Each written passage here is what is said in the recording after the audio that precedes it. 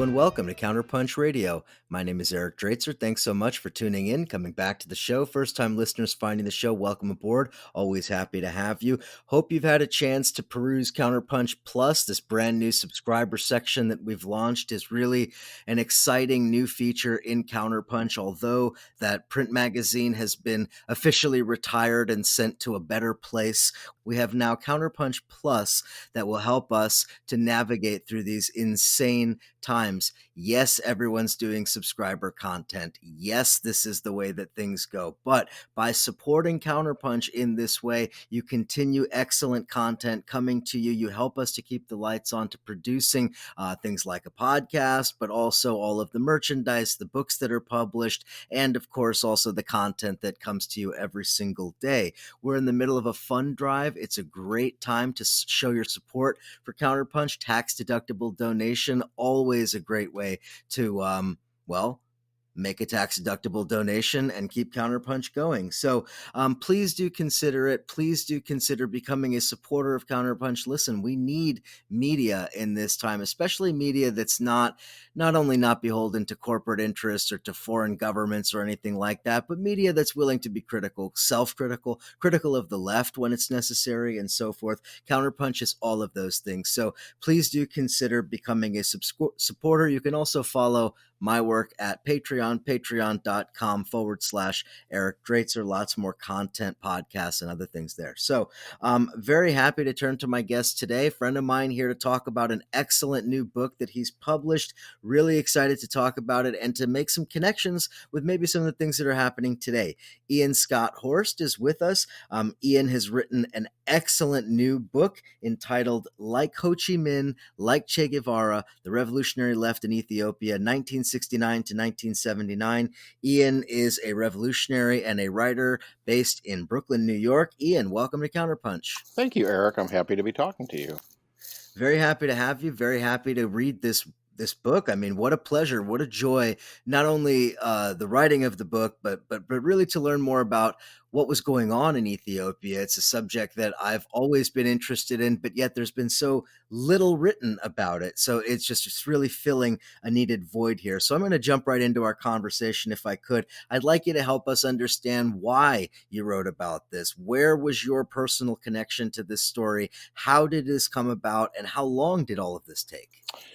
I arrived in college in the 1970s, somewhat naively anticipating that the revolutionary student movement that I had grown up seeing as a background to the news was still there.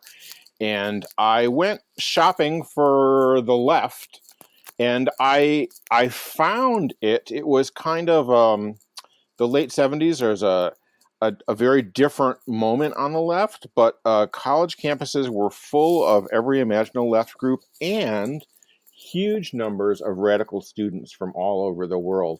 This was before the Iranian Revolution. It was during the national liberation struggle in Eritrea, and it was during the Ethiopian Revolution.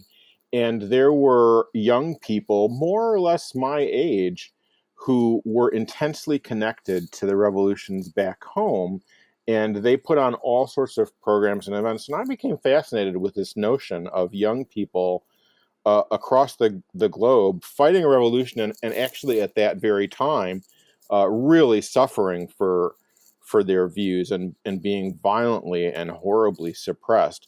And I followed the unfolding of it all for years and years, and I picked up as much of the literature as I could, and I talked to people and stayed in contact with people as the best as I could, and most importantly with the struggle itself. And over the years, I of my own activism, waning in and coming back, I realized that there was a kind of a lost story, but that in the left's memory, they had really failed to understand what had happened in Ethiopia, and I really felt this need to share what I had learned, and so I started to reread all the original resources that I had picked up over the years, and uh, the the Ethiopian student movement as a global movement was quite extraordinary and hugely political, very, very revolutionary and left wing. And the study of Leninism was the main currency of this movement in the late '60s and early '70s, at a time when um, uh, socialist and communist ideas were more accepted, but not necessarily what you would be expecting um, the main agenda of an international student movement to have. And so I came up with this idea of trying to tell the story of what happened in Ethiopia, using as many of the voices of the struggle as possible. So rather than focusing on uh, the facts and figures of political economy, which are certainly really important, I wanted to study on the discussion of the political issues, the experience of politics, the experience of the events, the highs and the lows of experiencing a revolution and then watching it be smashed. And so I was just able to in my book, what I'm really proud of is being able to tell the story not only with my own narrative, but um, hundreds of original documents. They did a lot of their work in English. I'm embarrassed to admit I'm completely illiterate in Amharic, which is the main language in Ethiopia. But fortunately, their political culture, for a lot of very complicated reasons, was initially conducted largely in English, which means the historical record is accessible to those of us in the English-speaking world.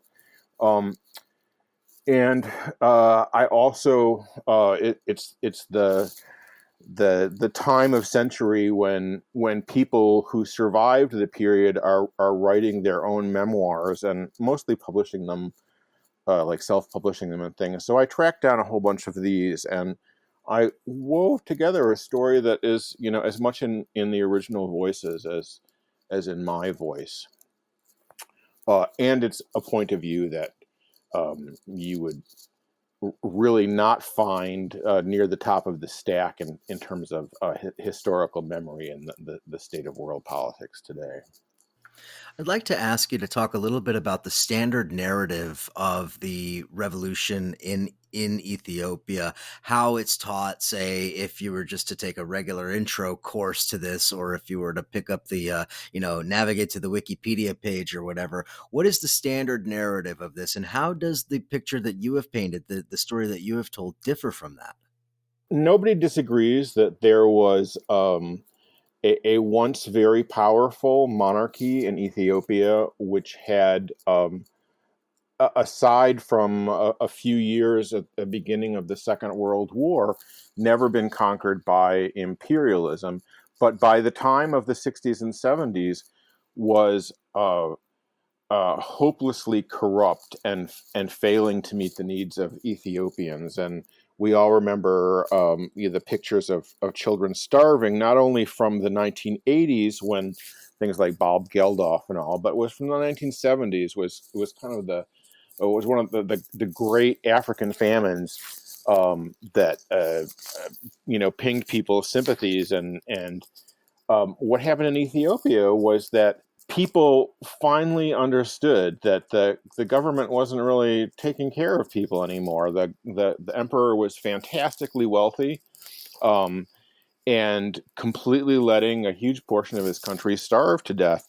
And that, combined with a wave of price increases around the time of the OPEC oil embargo in the early '70s, um, uh, created a mass movement that challenged the empire for power, and the emperor was actually overthrown after months of popular unrest, and a military committee, which was called the Derg after the Amharic word for committee, seized power, and the Derg rather immediately instituted something called Ethiopian socialism. Spent a couple of years engaged in some fairly impressive reforms, although some of them proved to be somewhat riddled with loopholes. Um, and then in 1977, one of the three leaders of the Derg seized power from the others, and two things happened at once. He instituted a close alliance with the Soviet Union and Cuba, and fought a war with an invading army from neighboring Somalia. Somalia had been Soviet supported until that very moment, and completely switched sides to actually. Mengistu and the Derg had also been funded by the United States imperialism up until that very moment. Um, but in that sort of realignment that happened, the Mengistu government issued this kind of clarion call for an anti-imperialist struggle against Somalia and its presumed American backers. In the event, the Ethiopian government defeated Somalia, also at the same time, at least temporarily, defeated internal dissent and the Eritrean struggle that was unfolding in the northern areas of what was then the state of Ethiopia. After he consolidated power, he arranged for the country to be run by the Workers' Party of Ethiopia, and really built a political structure on the model of, say, Soviet satellites in Eastern Europe, the very, very top-down structure. So what is remembered historically about all of this is some vague notion of an unled uprising that was then steered by a military which apparently moved leftwards, became socialist, and instigated a period of socialism in Ethiopia, which the Derg was actually ultimately overthrown after some very complicated events in 1999, 1991, which is sort of after the period of that my book really focuses on, although it touches briefly on what happens then. I think that most people heard that Ethiopia had a socialist government. The fact that there's a lot of pictures of Mengistu and Fidel Castro clearly enjoying each other's company. This is a strong image that informs leftist point of view. The sense that Ethiopia is a lost socialist country on the order of all the states in Eastern Europe and elsewhere in Africa that got sponsorship from the Soviet Union. And it is in fact actually it's actually a real distortion of what happened. It's certainly true that the Derg regime instituted some popular reforms and attempted to repudiate imperial rule, but looking at the Ethiopian revolution as the story of the military regime misses out on the real struggle that was going on under the surface. That is something that should be really important, especially to those of us in the United States, but I guess anywhere who are actually engaged in trying to rebuild a revolutionary movement and think about what that would look like in our own societies. In point of fact, this revolutionary student movement that I talked about was forming organizations in secret, was making serious plans to actually wage revolution in Ethiopia. And the significant period between increased imperial repression against the student movement at the end of the 1960s and the Ethiopian Revolution in 1974 marked this filtering down through society of a lot of the political experiences of the student movement. A whole generation of students, left university and took on jobs. Although capitalism was relatively undeveloped in Ethiopia, civil service was huge. The educational establishment that Haile Selassie had developed kind of was he set up this own Trojan horse um, against his regime. So this by so insisting on the education of this huge layer of a whole generations of Ethiopians, he had created people who were far more politically advanced than anybody needed to expect. So there were two civilian leftist organizations. Well, there are more than two. There were two main ones that had been formed secretly in the late 60s and early 70s. One was called the All Ethiopian Socialist Movement, commonly referred to as Meson, and the other was the Ethiopian People's Revolutionary Party. Although it didn't bear that name until 1975, it had been formed also in Europe, although its headquarters was actually in Algiers. Um, and these groups, behind the scenes in exile and at home, were engaged in all sorts of organizing activities, including getting arms and training and all this sort of stuff, in preparation for what was going to happen in that they understood was going to happen very soon in Ethiopia. And there became a difference between these two organizations about how quickly the revolution would come to Ethiopia. And when it came, I think sooner than anybody had dared think about, um, the ones who were abroad rushed home and they set up underground newspapers, which since there was no freedom of the press, quote unquote, in Ethiopia, the underground revolutionary press became the main sustenance of news and information for the Ethiopian population. And in the first few years of the Derg, everything that the Derg tried, the left wound up taking advantage of and grew in popularity until it had thousands and thousands of members and really wide mass support. And at some point, there was a split on the left where the All Ethiopian Socialist Movement decided that it would work inside the government to push the revolution leftward. And then the Ethiopian People's Revolutionary Party decided that it had the obligation to call for revolutionary democracy and a people's provisional government, and resolutely opposed the government, the military government. Ian, before we get into that split, I want to ask you a little bit about the formation of the EPRP and specifically how it's connected to the revolutionary movement for the liberation of Palestine. Because the leftist revolutionaries from Palestine seem to have been tremendously influential in the early days in the formation of the revolutionary left in Ethiopia. Isn't that right? It is true. The revolutionary Ethiopians wanted to get aid from wherever they could find it. And in Algiers, they came into contact with all sorts of revolutionary movements. And they tried to go to China to get support without much success. They appealed to Cuba without much success.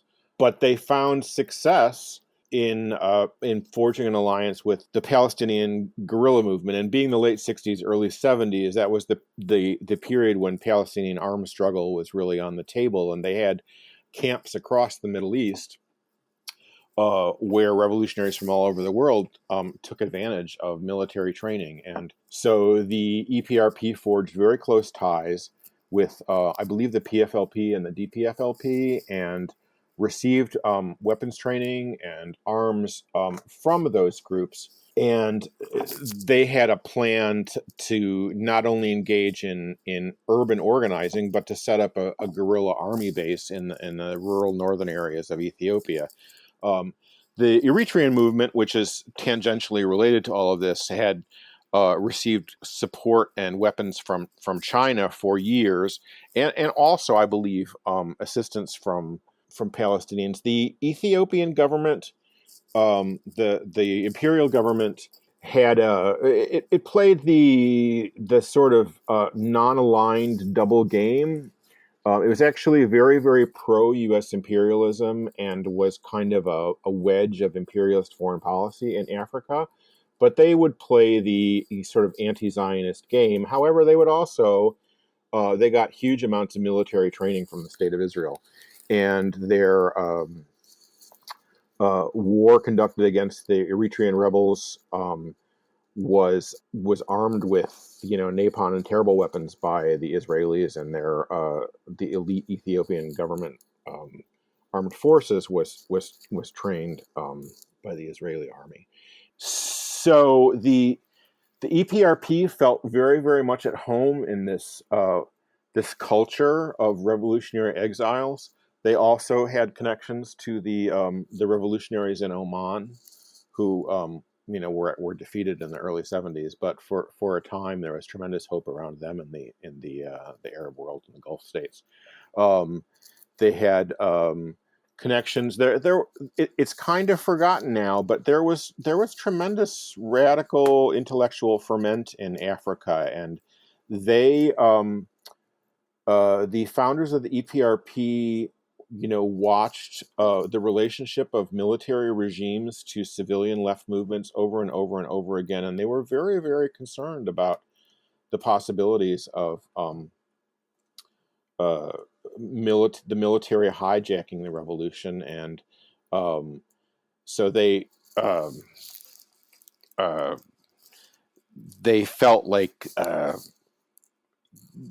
building institutions of sort of mass democracy and mass participation was their best protection against some of that. And I don't know, I don't have any kind of estimates, financially or volume about what kind of support they got from the various Palestinian groups, but it was really important when they were trying to get support, and not finding it from certain corners, that they got it from the Palestinians, and that made them, I think, sort of feel a real profound connection there.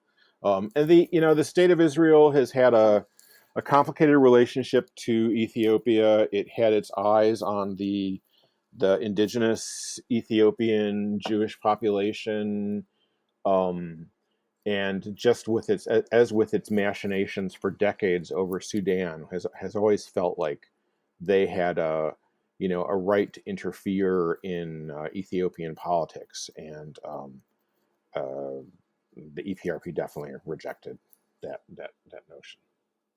And it's interesting too. You mentioned the headquarters in Algiers because, of course, this is the time following the revolution in Algeria, when Algeria was in many ways an epicenter globally for a lot of this, from Black Panthers there to the international Maoist movement and so forth. I mean that there was some of that ferment that you're talking about on a continental scale, wasn't Absolutely, there? absolutely, yes, very, very much so. Yeah, Algiers was it was a difficult life for them. They were, for a short period anyway, they were wards of the Algerian state, but they weren't the only ones. There were, as you mentioned, the Black Panthers, the EPRP founders. There's a sort of amazing picture of them sitting in a row next to Eldridge Cleaver and the ambassador from the People's Republic of China. So it was a happening place, and at some point the Algerian government cracked down on all of this. But for a moment, it's been called the Mecca of Revolution, and that really was a key place for them to operate from and try and get the word out. All right, let's take a quick break. On the other side of the break, I want to talk a little bit about Ethiopia's experience with fascism and how that related to some of the experiences of the late 1970s. And we'll talk a little bit more about some imperial rivalry issues, how that related, and of course, lessons to be learned from all of this for us today. So stick with us. On the other side of the break, we'll continue the conversation with Ian Scott Horst. You're listening to Counterpunch Radio. We'll be right back.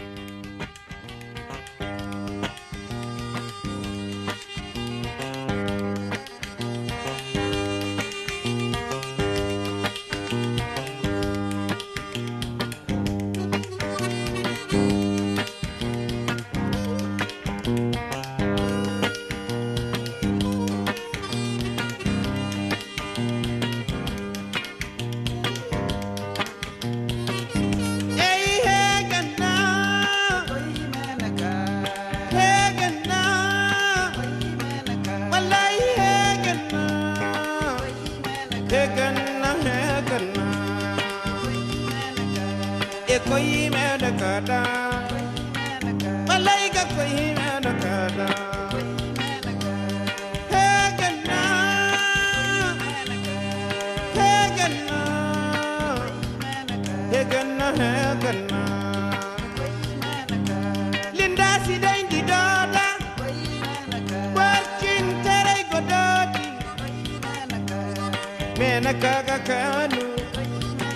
Farkata go fondo, bombom kasi go fondo, alibadi go fondo, malaiga koi menakada, tanaba wafa koi hendo, working tere go doti, walaiga koi menakada.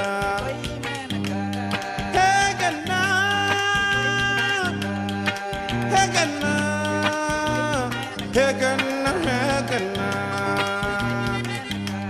ekoi menakada, ekoi menakada, ekoi menakada, ekoi menakada.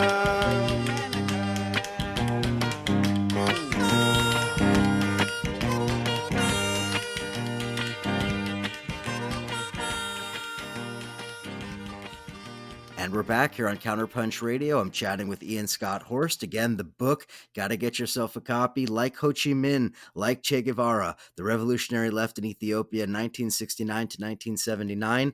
I just want to make a quick note. The place to get it, foreignlanguages.press is the website.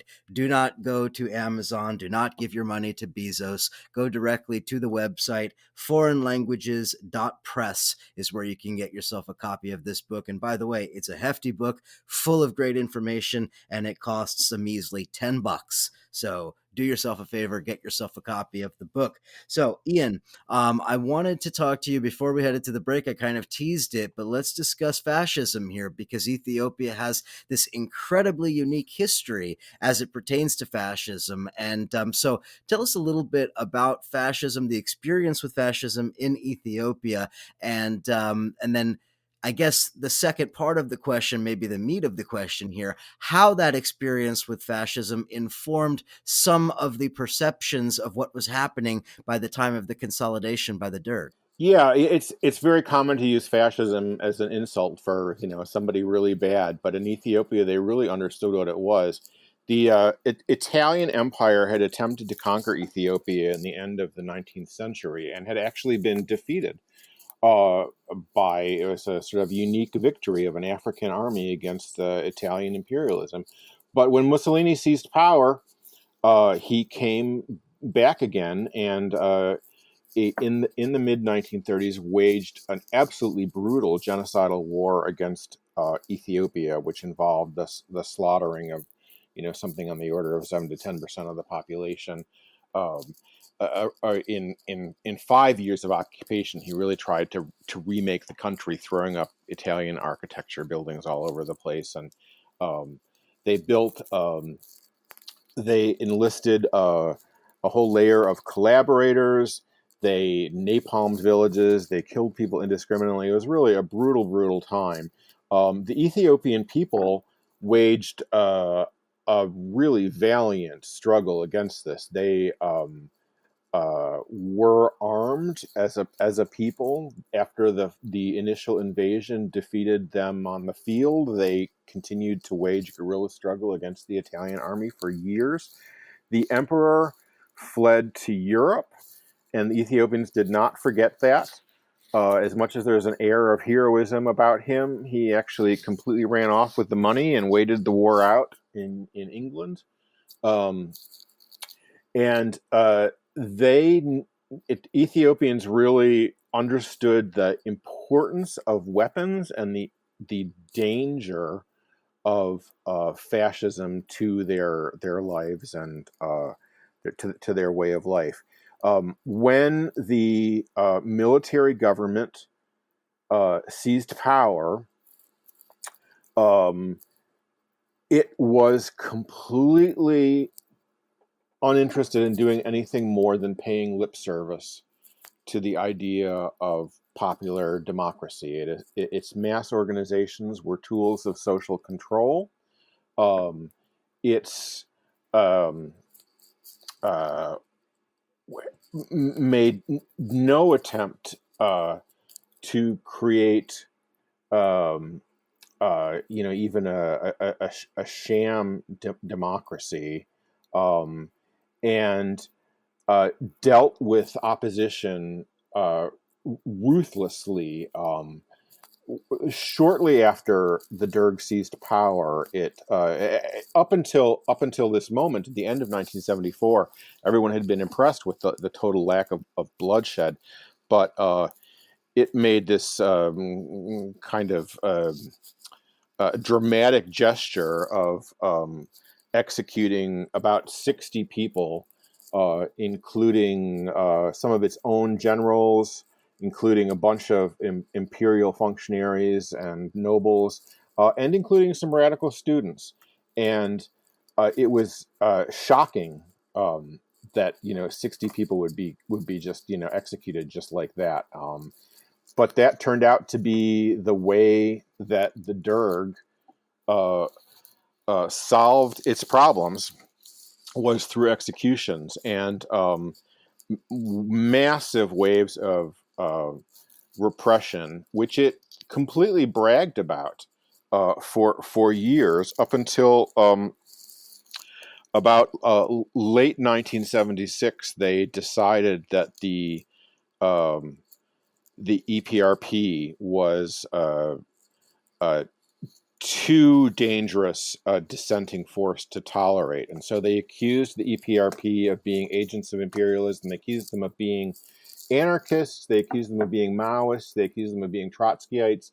They accused them of all these things. They drew up lists of where they all lived. And by this point, the Ethiopian socialist movement was now a part of the military. It was part of the government. It was like the civilian face of the military government. So this was the sort of moment of almost civil war, where the two the government, supported by one part of the left, uh, engaged this really brutal extermination campaign against the other parts of the left.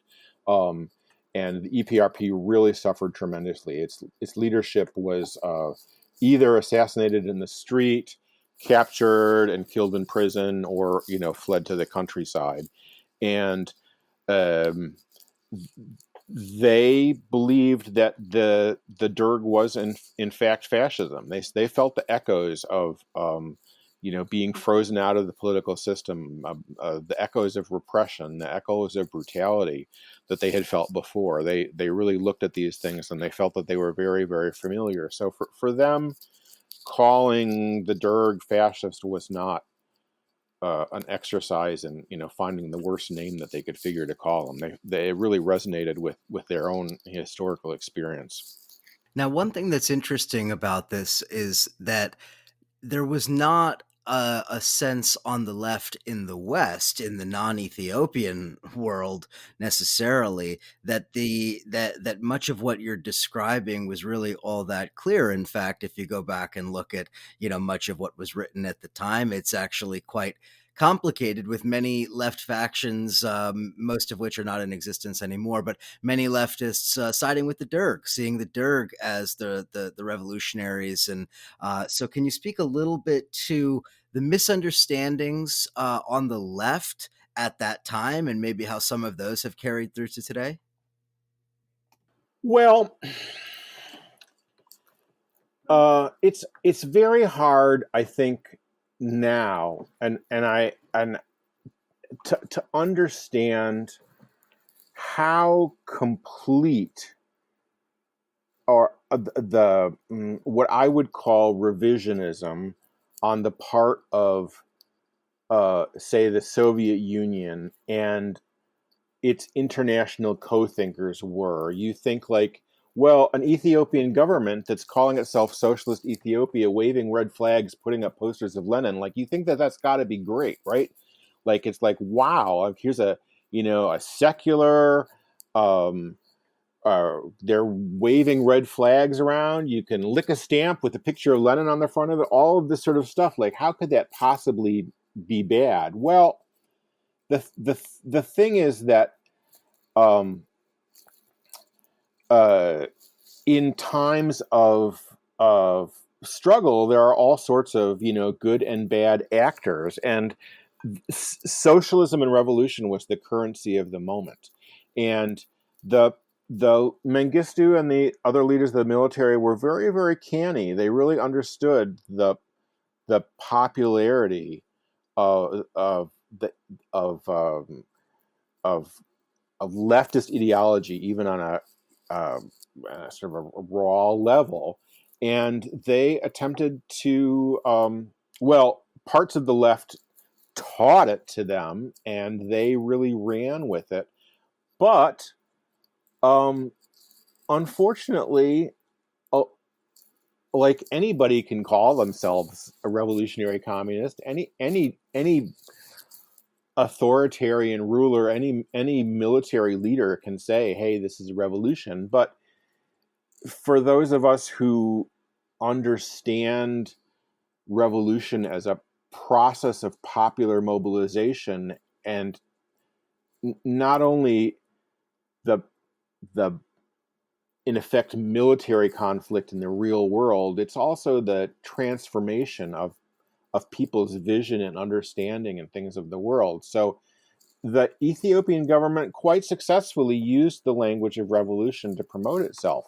And when they enlisted Fidel Castro to come in and fight U.S. imperialism, it's kind of hard to say to that, oh well, that's not real, that's fucked up. Like, I'm for U.S. imperialism against, like that's terrible. The left would never say that. But it, like, both things could be true at once. The Ethiopian government was, I actually don't think that they were as anti-imperialist as they made themselves out to be, but they were, fighting a government that was that was supported by U.S. imperialism, and that was a real thing. But that doesn't necessarily mean that socialism, as we understand it to being uh, uh, uh, the most advanced form of democracy and popular participation in society, of the masses of population having a voice instead of the tiny few.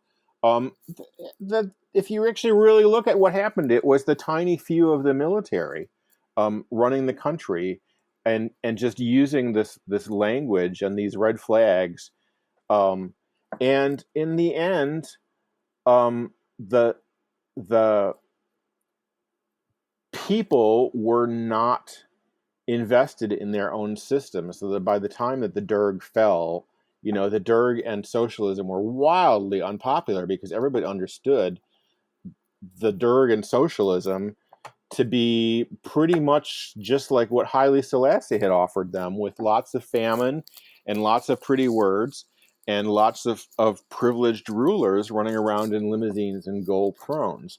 And that the 1970s was a particular moment for left-talking military figures who used socialism as a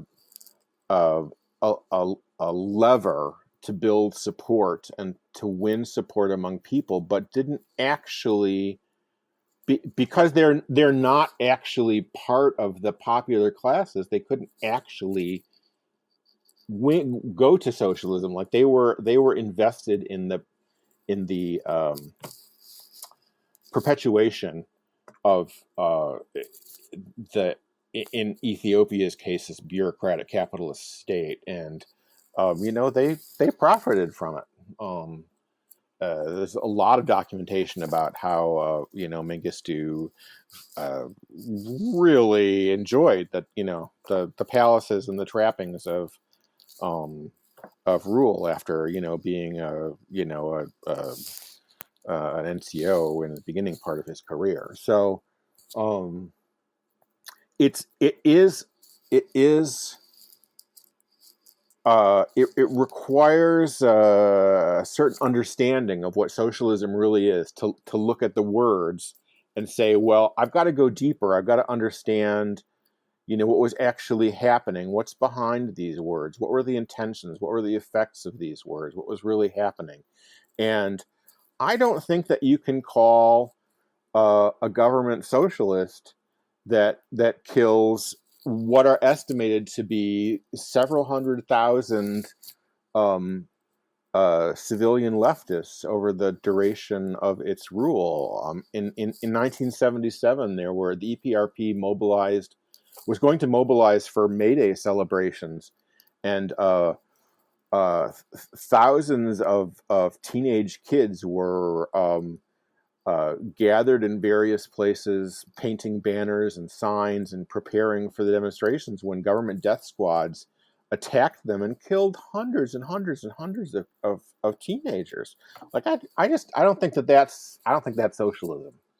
And these were not counter-revolutionary children. These were children, committed to um, uh, to socialist revolution, basically, and they all paid for their lives with it. Did I answer your question there? Yeah, no, absolutely. I wanted to follow up by asking you, to kind of wrap up our conversation. I think it would be ideal to kind of see how all of this connects to today. And maybe a better way to say that would be what, if any, lessons there are to draw from this experience. I mean, obviously, Ethiopia in this period is a discrete historical moment. The conditions are obviously different in various parts of the world at various times. But as a general concept, I noticed so many similarities in reading through your book, and kind of trying to assess this history, so many similarities to even some of my own political experiences. So I just wanted to get you to comment a little bit on that and what lessons you think there are to be drawn from this, and to what extent it informs our own practice. I think the first lesson that I draw from it is that the future is not written, and it's important to I mean, if we, say, as revolutionaries in the 21st century, believes that there are still parts of, say, the Leninist semi-Maoist ideology of the Ethiopian revolutions or Aries or just other left trends today, really believe that those ideologies still hold something, then we need to still be using those ideologies as a tool to attempt to organize. And because when revolutionary conjuncture hits, like the world events take care of making revolutionary situations happen, but being in the right place at the right time with the good intentions and the connections to the masses, to use their words, uh, to to be willing to observe what's happening and take uh, principled, courageous stands. Um, these things are really a super important part of, and the the masses really do have amazing power, and I think a lot of the world struggles in the past few years, you can see how much power the masses have. Like if you look at Egypt, you look at Sudan, um, you look at Nigeria recently, you look all sorts of over the place. You see like amazing amounts of popular unrest, and you see vultures waiting to leverage that popular unrest for their own purposes. And so for me, what I learned from all of this was that it's possible that all that ideological training and study will come to naught if the enemy is stronger than you are. I mean, bad things happen to good people, but nothing will happen unless you prepare, and study and have a really clear vision of uh, what you hope happens and how you can how revolutionaries can help empower the people by um, uh, giving them information and giving them tools and organizing them and telling them that it is possible to actually win. You don't have to like um, we're so trained in the United States to be uh, to choose choices that other people have pre-selected for us politically, and we think that that's a kind of democracy. And what I think the Ethiopian situation teaches us, at least in part, is that we as the the the people in struggle really have huge amounts of power at our disposal to stand up, not for somebody else's false choices, but for our own. And I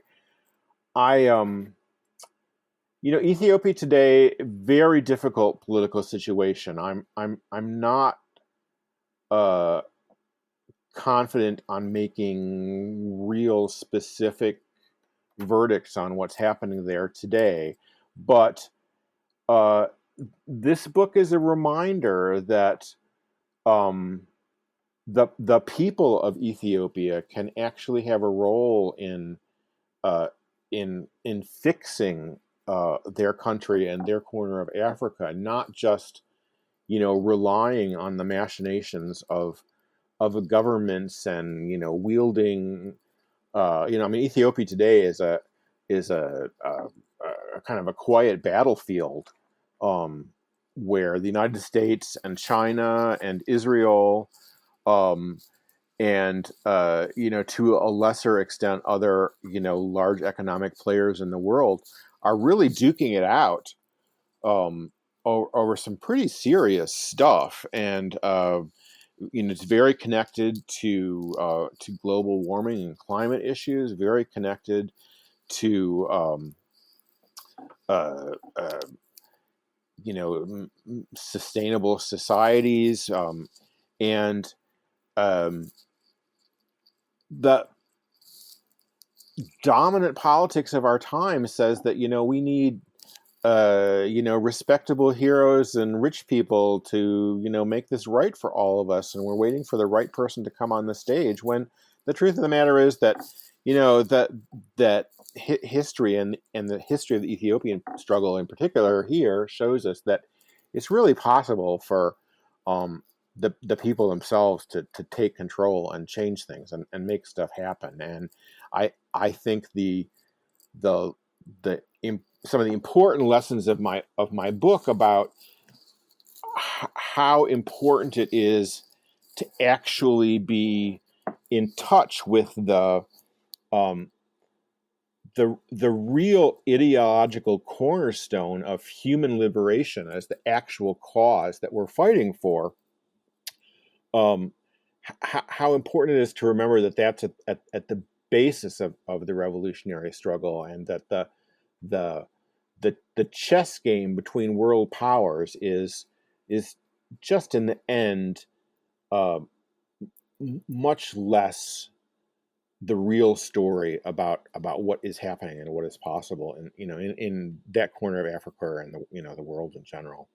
Yeah, I was going to say the same thing, and how much in reading through your book, how much of this relates to so many of the conflicts today. If you follow the ongoing and seemingly never-ending conflict between Eritrea and Ethiopia, which allegedly was resolved in 2018, but actually hasn't been, that Right. continues. When you read through this book, you understand the history of that and how that comes forward to today. Similarly, with the protests of the Oromo people in Yeah. Ethiopia, which have been ongoing for quite a long time now, and the ethnic conflict conflicts there, and sort of the nuances of these divisions that exist within Ethiopia, which is a massive country, and the Horn of Africa, which is a massive and geopolitically very significant region. So I found reading the book to be enlightening in the sense that it helped me to understand some of the issues happening today, whether it's conflicts over the massive dam project in Ethiopia, which is now opening up huge issues with Egypt and Sudan and elsewhere.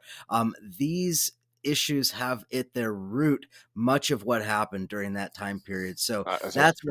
one of the main things I take away from that. And then also, of course, the experience for those of us who have watched movements that we've been a part of get co-opted. I mean, Right. this is a very universal kind of experience. Anyone who participated in Occupy could probably speak to it, or Yes. and relate to it. Anybody who's participated in just about anything in the United States with vis-a-vis Democrats could probably talk about how things get co-opted. So it was interesting reading about how a revolution gets co-opted, and the sort of the mechanisms by which that happens, and also some of the unique historical circumstances. So anyway, I just wanted to congratulate you on the book, Ian. I think Thank you, Eric. it's a tremendous accomplishment, something a piece of scholarship that's been badly needed. So I would recommend everybody again check out the book. Like Ho Chi Minh, like Che Guevara, The Revolutionary Left in Ethiopia, 1969 to 1979.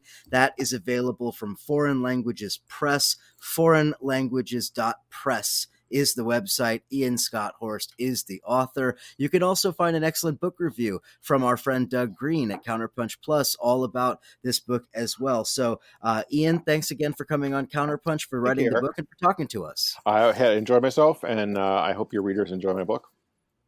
Thank you so much, listeners. As always, we will chat again real soon.